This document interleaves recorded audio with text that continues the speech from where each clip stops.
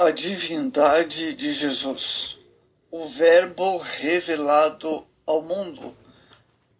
Amados, o Verbo se fez carne e habitou entre nós, e vimos a sua glória, como a glória do unigênito do Pai, cheio de graça e verdade. Evangelho de João, capítulo 1, verso 14.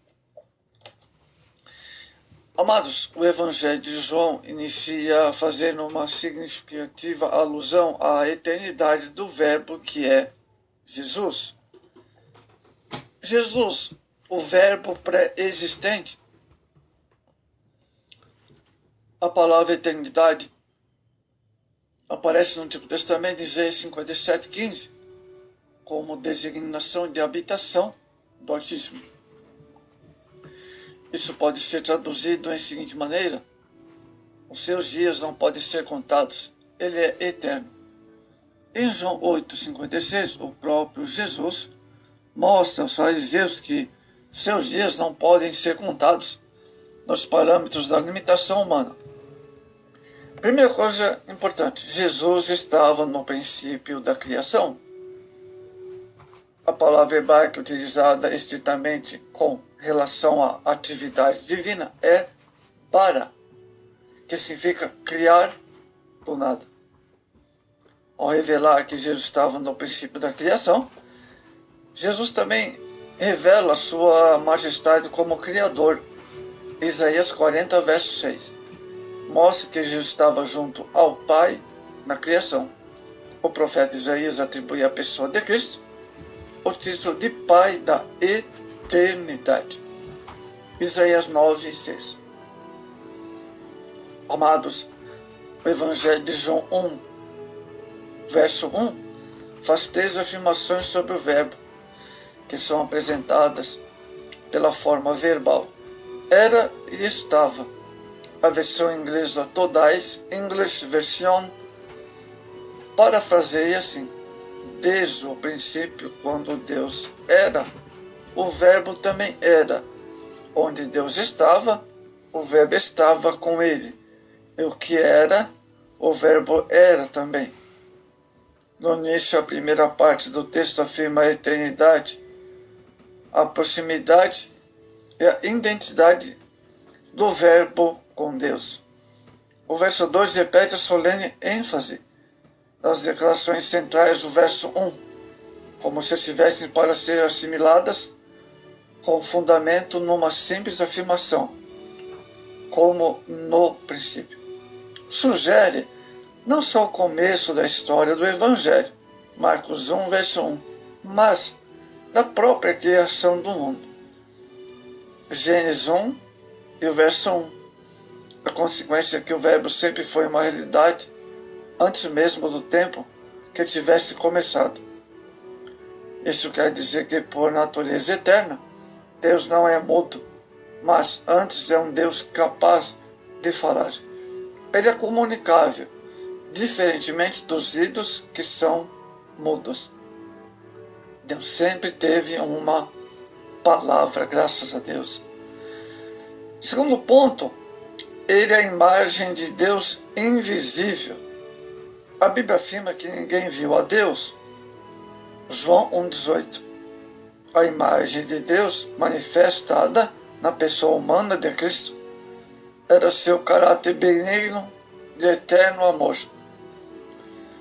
Deus fora revelado de uma forma especial ao mundo por ocasião da manifestação de Jesus em carne, bem como através de seu elevadíssimo padrão moral. Ele é Filho de Deus, único em sua palavra, e por ser Deus, Jesus nos revela o Pai, como Ele é. Ele é amor. Carta de 1 João 4, 8. Terceira coisa importante, Jesus tem preeminência em tudo. Tudo que foi feito no mundo visível e invisível teve a gloriosa participação de Cristo, pois sem ele nada do que foi feito se faria. O João 3, a glória de Jesus é a glória do Criador, pois ele é o agente da criação obra da criação. Se Jesus não operasse poderosamente, nada seria criado, nada viria a existir. Jesus foi o primeiro a ressurgir entre os mortos. 1 Coríntios 15, 20. Passamos agora ao seguinte ponto.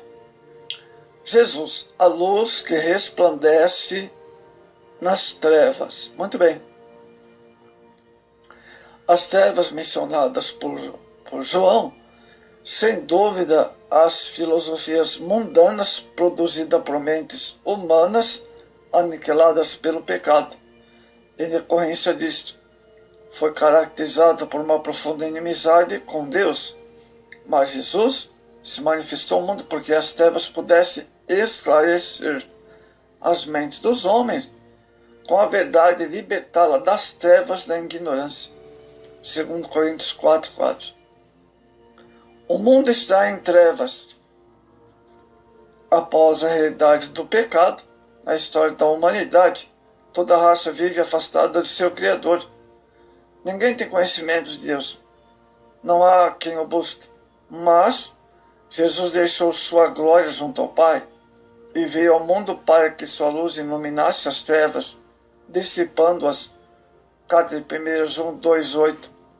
A luz que Cristo fez brilhar nesse mundo de trevas foi o conhecimento de sua palavra. João 17:17. O verbo e as trevas. João 1:5. O propósito básico do verso 5 não é explicar nem amaldiçoar as trevas, mas afirmar a penetrante convicção de que a luz prevalece ao final. Carta de 1 João 2:8.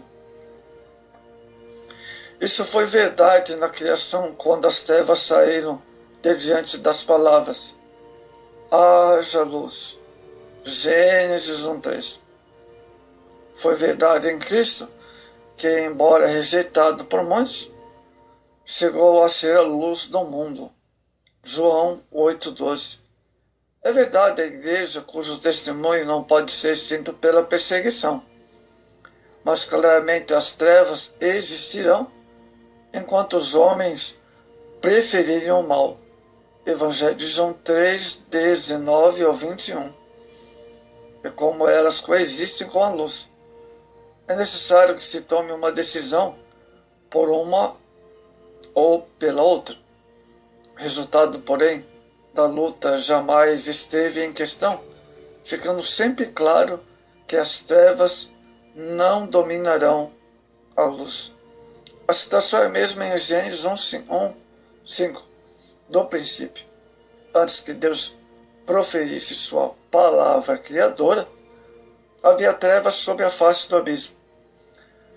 Foi verdade em Cristo que, embora rejeitado por muitos, chegou a ser luz do mundo. Glória a Deus.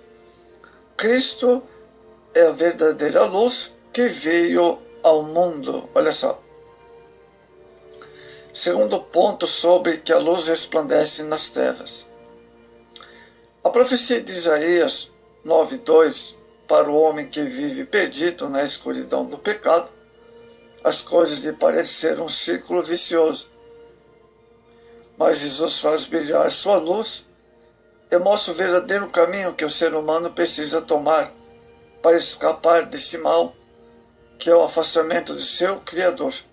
Romanos 3:23. A verdadeira luz, amados, que ilumina todo homem, estava chegando ao mundo. Estava no mundo e o mundo foi feito por intermédio dele, e o mundo não o conheceu. Veio a palavra, o que era seu, e os seus não receberam.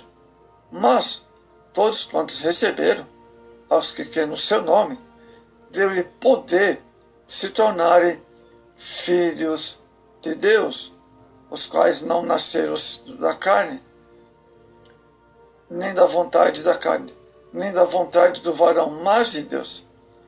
A forte negação com que a segunda estrofe do início do texto termina. Evangelho de João 8.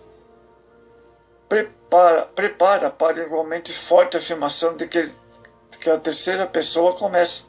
Verso 9, capítulo 1 de João. Embora João em si não fosse luz prometida da revelação final de Deus, Verbo, que era a verdadeira luz, preencheu a ardente expectação de seu precursor, ao entrar no mundo dos homens de forma tão inovadora. Outra coisa importante, Jesus, a luz que ilumina a mente humana. Quando a luz chega, sempre dissipa a escuridão. Assim, quando Cristo se manifestou ao mundo, destruiu as trevas da ignorância implantada no mundo por Satanás. Isaías 60, verso 19. As trevas não prevalecem contra a luz.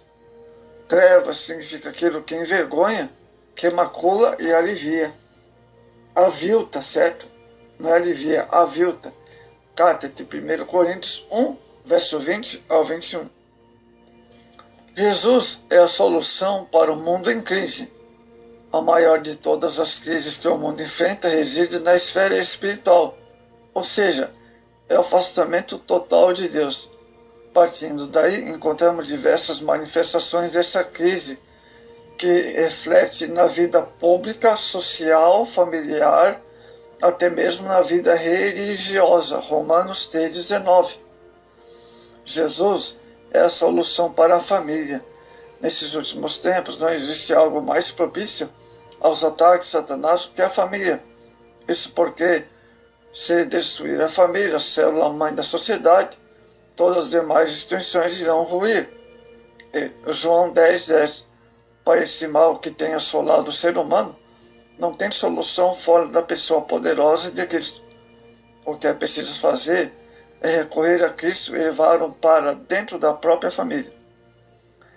Jesus é solução para a igreja. A igreja de Cristo é um organismo vivo, operante, mas, por si mesma, jamais poderia ter reconduzido o homem à volta a Deus.